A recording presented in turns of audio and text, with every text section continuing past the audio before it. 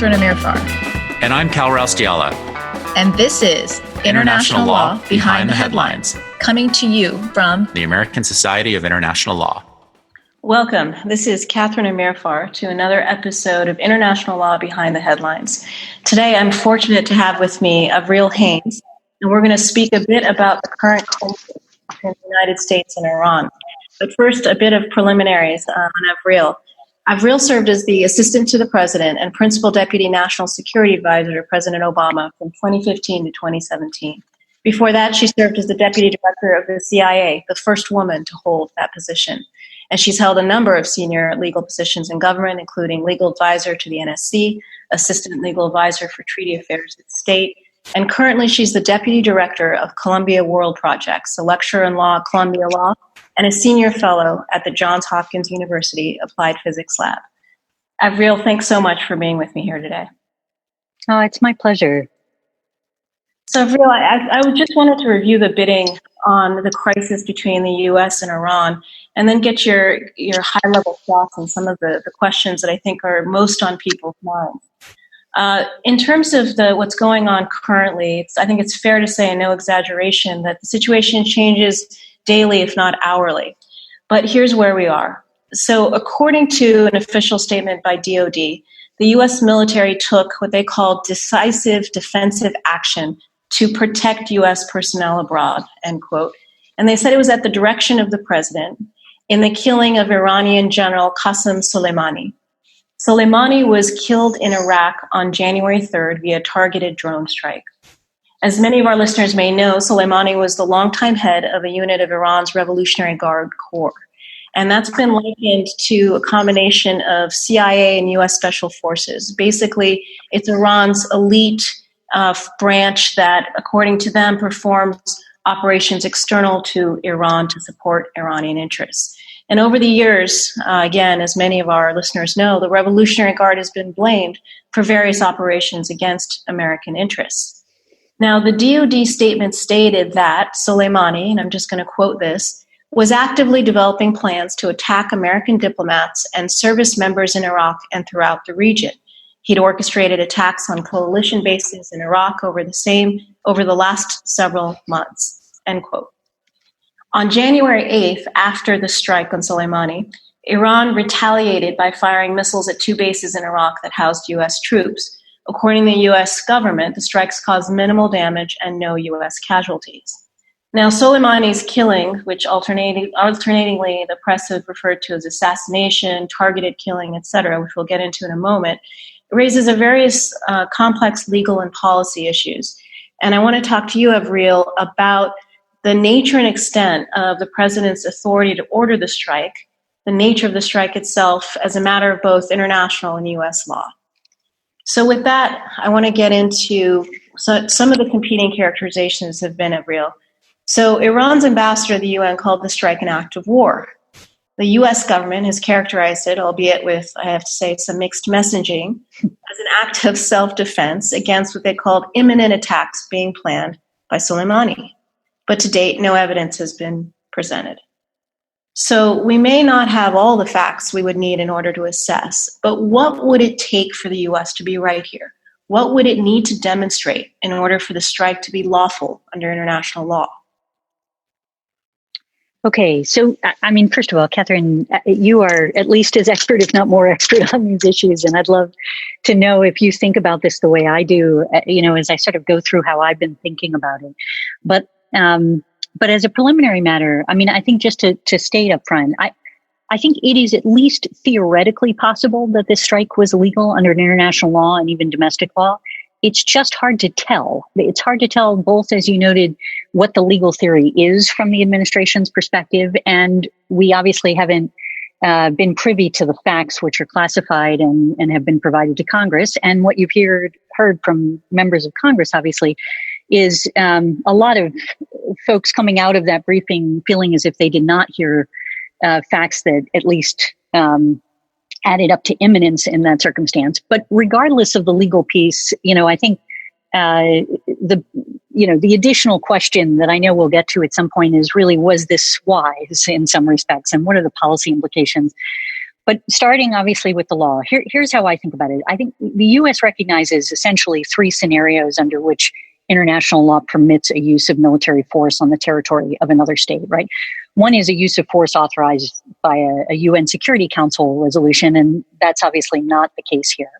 And another is the use of force in an otherwise lawful manner with the consent of the territorial state, which Iraq has been clear about the fact that they did not consent to this particular action. And I think we can get into that again as we sort of unpack the international potential legal theory here. And then the third is the use of force in self-defense or collective self-defense. And that seems to be, as you indicate from your laydown, I think the theory under which they're operating. And in that scenario, right, if it's in self-defense, then it would be in response to an imminent threat of an attack. And any response that any action that we'd be taking in self-defense would have to, under international law, be necessary and proportionate. And so in that context, I think the things that have been discussed maybe the most are, how do you define imminence? What is an imminent threat that actually is sufficient for you to address through this kind of self-defense rationale? And what do you mean by necessary and proportionate? And in the context of imminence, I think there's been a fair amount of discussion about just between the George Bush, administration and the Obama administration, have we stretched the meaning of imminence so much that it is actually no longer sort of has content and is constraining? And I would argue that yes, we did work through imminence, and it is a broad definition, but it's not meaningless. And it is one of the challenges, I think, that the Congress and others are having in trying to understand, do the facts actually add up to imminence? But something that I thought was quite interesting is in the concurrent resolution that was done in the House, that was passed in the House, they sort of identify factors that the administration should be providing to Congress as they are looking at whether or not an imminent threat occurred. And they're actually quite consistent with what I recognize were sort of the way we would look at things. They say, it's necessary to indicate essentially why this action was necessary within a certain window of opportunity, meaning that there is some timing here that is critical in a sense, that the possible harm, what would the possible harm be that missing the window would cause, and why the action was likely to prevent essentially future disastrous attacks against the United States. And so there has some sense that there should be, the past pattern of attacks is useful, but not sufficient to make up imminence. There has to be some sense that there is intelligence that you're receiving that a future attack is going to occur, that you have a clear window within which you might operate, and that you are in fact taking action very precisely to address the harm that would be, propagated as a consequence of that attack, and that ultimately what you're doing is likely to prevent future disastrous attacks against the United States. And that's not completely unrelated from then the calculation that you do and the analysis that you do in the necessary and proportionate space, right? And if it's necessary, the U.S. has generally said that means that there is no reasonable alternative means of redressing this issue, right? So, one of the questions that I might ask both from a policy perspective and a legal perspective would be, do you really need to go after Soleimani? Is there somebody else who's in this, chain of command and involved in this attack that would have been sufficient to essentially disrupt the attack that you're intending to disrupt? And, that's at least one question. There are a whole series of questions you might ask in terms of, are there other reasonable alternatives for dealing with this situation? And then proportionate is usually, from our perspective, kind of, is it just enough to address the threat, essentially, that you're trying to address? Then we get to this sort of next question, which is, okay, so Iraq has made clear that they did not consent to this. And I recognize that there's some, oddness, I think, for people that are looking at this, maybe, who come to it new, in the sense that, we're in Iraq, our military forces are in Iraq, they're there with the consent of the Iraqis, we are fighting with them against ISIL and others. And, so how is it that they couldn't have consented? But their consent is a limited consent. Their consent is one that, is carefully negotiated. And it's I think, quite clear that the Iraqis' understanding of the situation was such that they did not believe the consent to, in fact, embrace an action along these lines. And certainly from the United States perspective, anybody who knows the situation would have recognized that that would be the Iraqi response in these circumstances.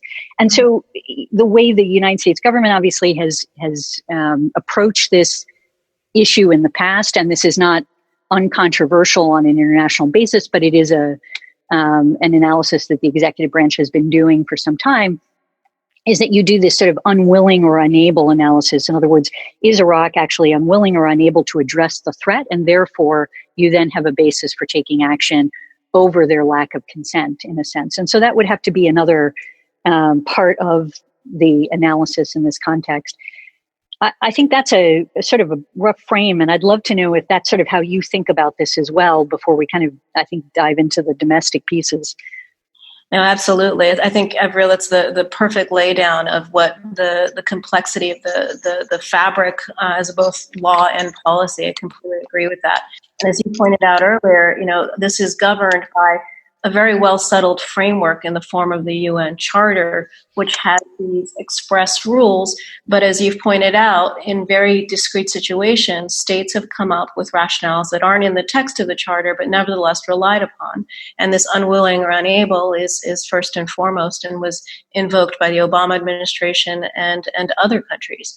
And I think that part of, for those observing how the Trump administration is approaching this, and perhaps looking at some of the places where there's been some divergence. As you well know, if the administration is intent on justifying the strike as an action in self-defense, something it has yet to really do, the U.S. is required by the UN Charter to promptly report the action to the Security Council, and it has yet to do so.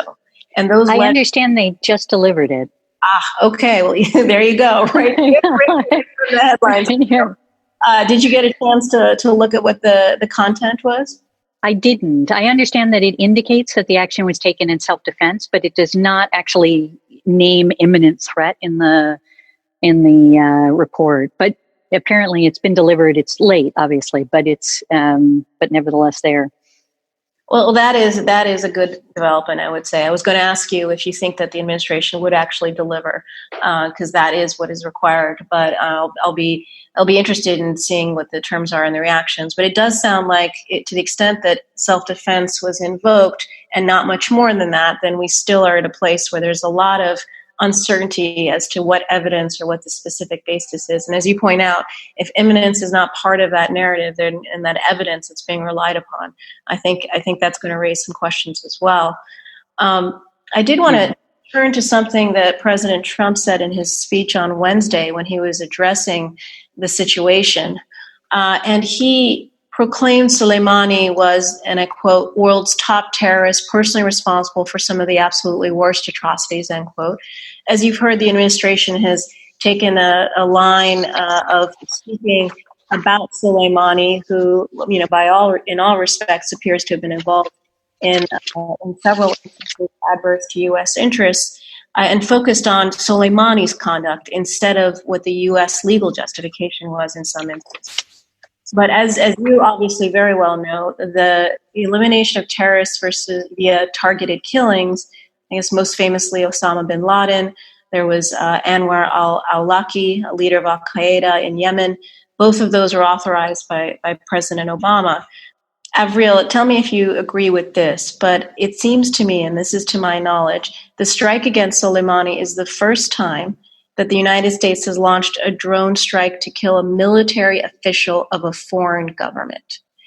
And that is a point of focus, that the fact that Soleimani was a state official as opposed to a non-state actor, that I haven't heard as much in the mainstream press. And Avril, I wanted to turn it over to you to speak to why that matters. Does it matter? What are the policy and legal implications of this move? Yeah, I think embedded in your question is this sort of sense of the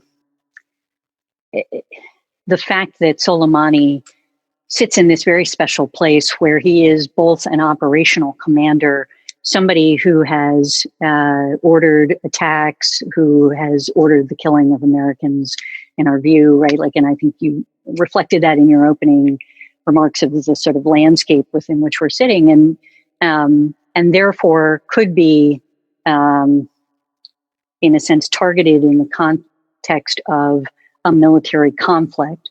But at the same time, he is a leading general and a very important political figure within Iran. And as a consequence, there's no question that an attack on him would be perceived by the Iranian government as effectively a declaration of war on Iran. And that means that we can't just look at this through a sort of a counterterrorism lens, but rather through a much broader foreign policy and national security lens in that context. And I think that that's exactly right. And it's been publicly reported that the targeting of Soleimani, given his operational command and the scope of his conduct, was something that was very much on deck, at least as an option. And this has been publicly reported in both the G.W. Bush and Obama administrations, and obviously was not pursued by either of those presidents. Now, without, of course, revealing anything you're unable to disclose regarding internal deliberations, what is some of the legal and policy concerns that may have kept prior administrations from taking this what I would call this extraordinary step of targeting Soleimani? Yeah, I think, in a way, the real damage done by a strike against Soleimani, and particularly the way this one was done, is not just Iran's direct response, right? But the damage done, as we were just describing, to our foreign policy, national security more generally. And that includes a whole series of things that we've seen. So, such as the strengthening of, Iran-supported actors in Iraqi politics, weakening those parts of the Iraqi government, frankly, that have worked most with us. We've seen that the protests, that used to focus on a whole series of issues in Iraq are now almost exclusively focused on getting the U.S. out of Iraq. One of the consequences of that is the real damage that's been done to our fight against ISIL. And this is really not just the fact that, we're having a disruption of the partnership, and there is a very real possibility that the Iraqis will kick us out, in effect. But you've already seen the suspension of the NATO work that's being done there, the fact that, our coalition partners are concerned and pulling back in a variety of ways. There's been reporting about sort of reorganizing NATO troops in this space. And you also see that our efforts have really gone to bringing in reinforcements, so to protect our assets and our personnel around the region in light of the potential retaliatory strikes that we were expecting. And so it's virtually brought the ISIL conflict to a standstill. And that's something that's obviously in the national security and foreign policy interest of the United States, in addition to trying to help the Iraqi government get to a better place, in a sense. I think another issue is that while we've seen this direct response, and there's a hope, that in a way we can de-escalate from here and perhaps engage in more diplomacy and see if there aren't ways to move forward, both consistent with our interests, but nevertheless not moving towards a full-scale war with Iran and putting the region into an unstable place in that context. But it's almost assured that we'll see additional reactions from Iran. We've heard from the IRGC commanders that, they intend to have additional actions. Those are likely to be sort of either in kind of various non-attributable or less direct ways. So things like cyber and other proxy efforts that might take place. And there's been a call both by the Supreme Leader, by Khomeini, and by Nasrallah to push U.S. troops out of the region, right? And you can imagine that the network of organizations, not just the proxies, but really partner organizations that Iran has cultivated, and in particular the IRGC has cultivated over the years, will start to look for action that they can take that will actually promote that end, in a sense. And there's a fair amount that, won't be coordinated with the government of Iran or with anybody else, in a sense. And, there's this kind of risk that we, in an era of this kind of unstable atmosphere in which we're dealing with it, there's the amount of resources that we're spending on beefing up security in the region for our assets and the opportunity cost of that for shifting those resources, not just from ISIL, but from other places. The impact that our increased presence will have in these different regional areas. I mean, I think it's easy to think about our actions as being direct consequences or protecting our folks in direct areas, but not really thinking about the foreign policy impact of having more troops in a country and that additional layer of angst and the frustration that's being expressed in the region to our presence, having an impact on a whole series of things that we won't necessarily see in the high level. And I know you're used to those kinds of things occurring and seeing some of the challenges that presents for diplomats and for others as they're trying to get other business done for the United States, in a sense. So I think it's really hard to argue when you sort of look at this range of issues that, that the death of Qasem Soleimani doesn't ultimately, in a way, create more angst and more national security issues for us than it actually addressed in many respects. And it's very hard to imagine that this won't ultimately challenge whatever diplomatic efforts even the Trump administration might have had in mind in the context of actually trying to get what they perceive to be a better deal. For example, I mean, I believe that the JCPOA was the right path to be on, and one of the sort of indicators that I find pretty interesting that rarely people talk about, but I think Wendy Sherman has described, is the fact that when we had the JCPOA in force, there were no attacks on the U.S. embassy by Shia militias in these spaces, right? The fact is we have escalated this situation through this tit for tat, and this has just been the latest rung in that action. And the idea that Iran will come to the table in a better place to actually, deal with the United States is really hard to imagine under these circumstances. So I think it's had some enormous ramifications, and while it's hard to really evaluate, what was gained in the moment and why it was necessary to do this without having all the facts in front of you. It's pretty challenging to see how any facts they could produce would outweigh this space. No, and that's extraordinarily well put. I mean, it is a complicated and complex array of facts, but at the end of the day, I think it's incumbent in our senior decision makers to ask the fundamental question: are we, the United States and our interests, better off now than they were before having taken this action? And so I guess, and that begs the question, Avril, as to what is next in terms of the U.S.-Iran relationship. I mean, I was very interested to see that Iran itself seems to try to be de-escalating. When it responded with that missile barrage on the bases in Iraq, it announced that, and I'll quote, it took and concluded, end quote, proportionate self-defense under Article 51 of the UN Charter. And so it was very much communicating that Iran itself was not seeking military escalation. And Trump, in his speech on Wednesday, also appeared to be backing away from further military conflict, although, of course, there are triggers on further economic sanctions. So the question before us now is this over? Is the military aspect of this, military tit for tat, over for now? What do you think? I don't. So it's true. I think the statement you're referring to was made by Zarif, the foreign minister. But it's interesting when you actually then hear what, Khomeini said, the supreme leader, right? He said, we're not done, right? We're not done until U.S. forces have all left. I'm paraphrasing in effect.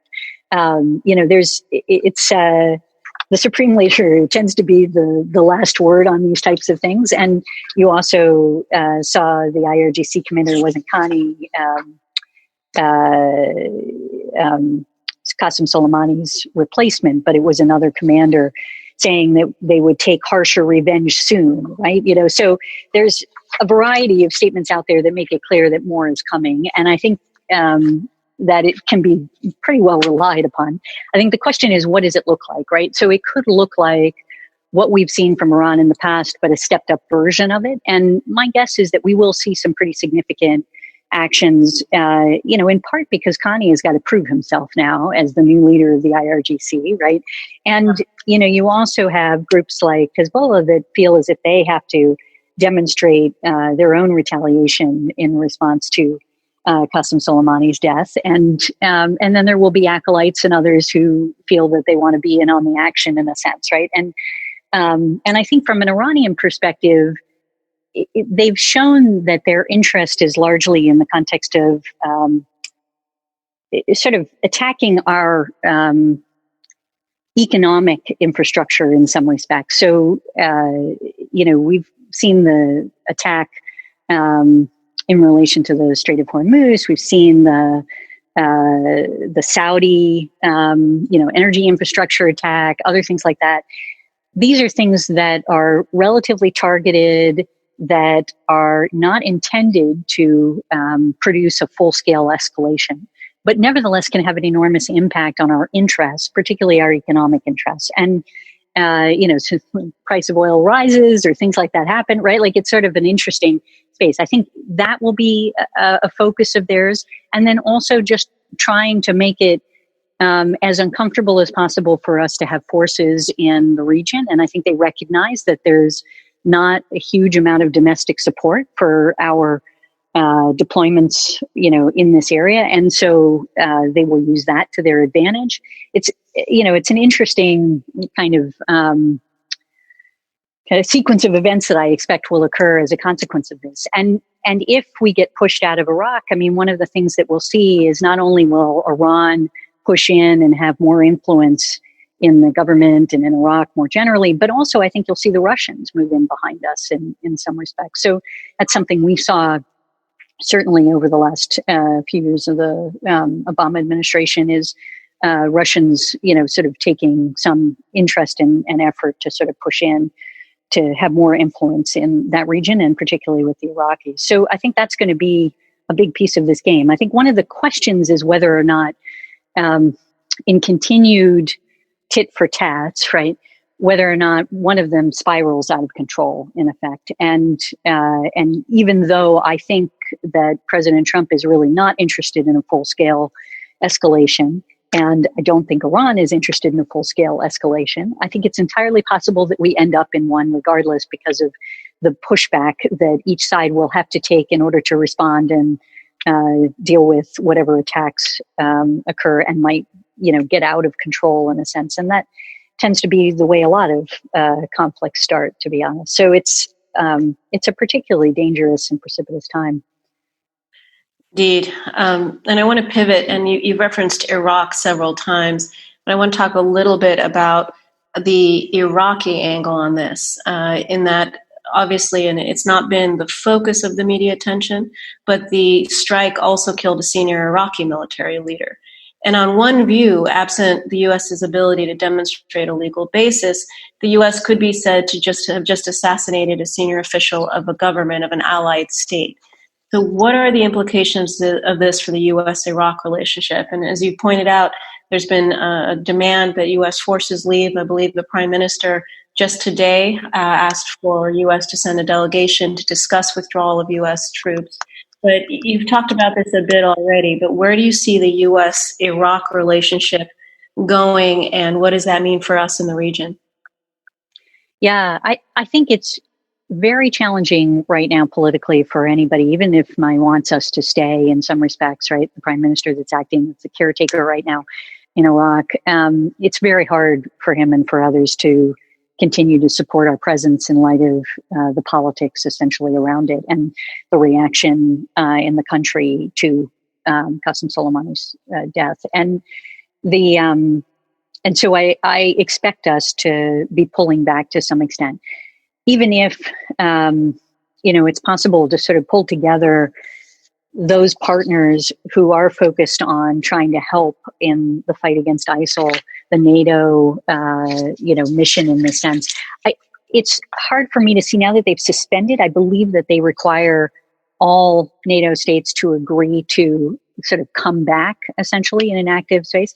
And so it's also possible that we end up with NATO withdrawing to some extent from their training mission inside of Iraq. And what that does is kind of leave open a vacuum for others to move in, not the least of which is Iran. And like I said, to some extent, Russia. And I think it will be increasingly challenging for us to work with Iraq as a partner in a critical time and a critical, location within the region, and that also just sort of cuts away at our power to really work with other countries in this area on issues that are of importance to us. So that's what I imagine, at least in the short term, on these issues. I don't know if that makes sense to you, or if that's what you were looking for. No, that's right. And I think, well, if we're to end where we began and circle back to international law and the role that is playing or not playing in the current crisis, I want to get your views on a few of what we should take from the posturing of the Trump administration, or the positioning of the Trump administration vis-a-vis international law.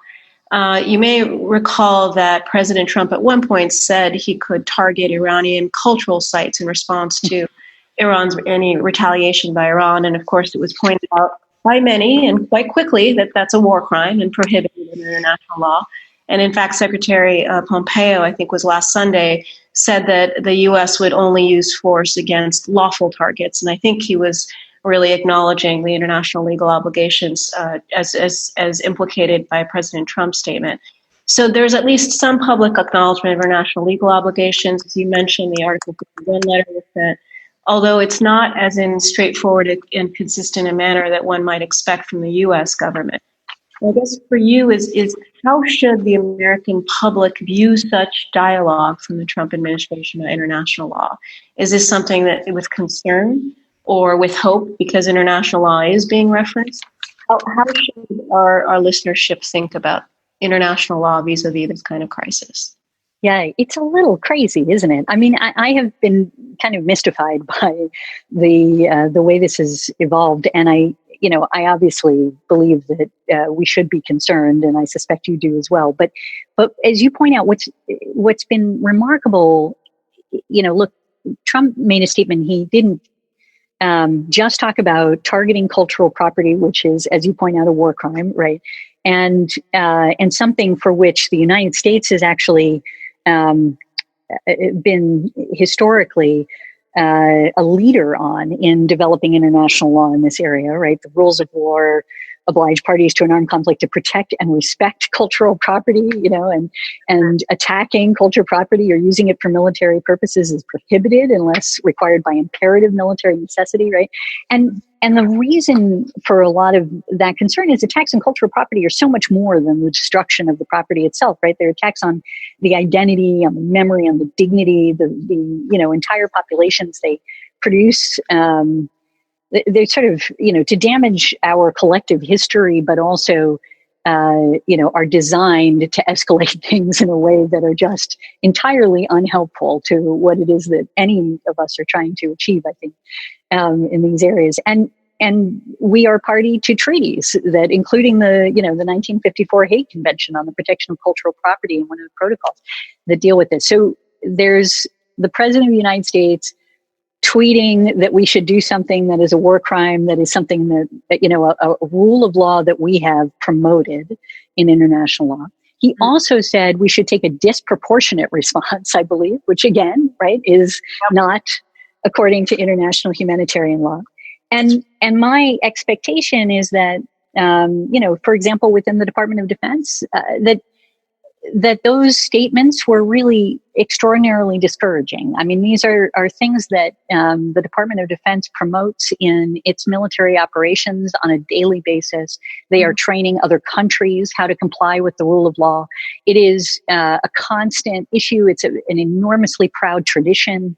They have law of war manuals. They, go through all of these issues. They all know these are war crimes. These are not acceptable under the law of war. They're teaching others to comply with them. And yet the president is tweeting that we should do those things. And I think that can't help but be extraordinarily discouraging to our folks in uniform and others throughout the U.S. government that promote these issues. At the same time, as you point out, Pompeo, has a press conference where he talks about the importance of international law and the fact that they comply with international law, and that every action that they take is reviewed by lawyers, and nothing is put before the president and through the process that hasn't been reviewed by lawyers. And yet that somehow belied the fact that so many different legal theories have been expounded upon by different senior officials of the U.S. government, it's hard to believe that they went through a robust legal analysis prior to putting this before the president and acting on it. Or you would think people would be on the same page as to what that legal theory was. So it's both mystifying and a bit depressing. No, I completely agree, and I think that there will be everybody will be watching as the Trump administration goes forward of how it articulates the underlying evidence, how it really speaks to the basics and the reasoning for the strike, because it's so important, as you point out, for that to be part of a larger discussion, because of course the U.S. has been a huge promoter of the rule of law, specifically with respect to use of force and rules of engagement. And to think that the U.S. would in any way diminish its leadership and role in such a critical area for us is really concerning. So I'm somewhat hopeful, cautiously hopeful, if you will, Avril, that the Trump administration will step up. Secretary Pompeo will step up with some further evidence and further discussion in a reasonable and reasoned manner on these international legal obligations. Oh, and thank you so much. I mean, I'm such a big fan of the American Society of International Law, and I'm so pleased that you're taking it on and that you sort of facilitate and promote these kinds of discussions. Well, thank you, Avril. This has been fascinating, really fascinating. And to our listeners, please join us at the American Society of International Law, ASIL.org, and you can sign up for a membership there. Thank you, Avril. Thank you so much, Dr.